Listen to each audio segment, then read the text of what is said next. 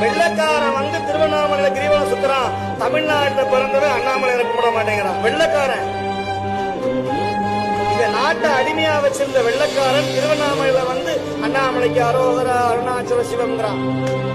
பக்கத்து ஊர்ல பிறந்திருக்கிற நம்ம அண்ணாமலையார் ஆந்திராக்காரன் வர்றான். இப்போ திருப்பதியை விட விவசாயம் போச்சு திருவண்ணாமலை. திருப்பதியை விட என்ன பண்றது? ரொம்ப மகிழ்ச்சி.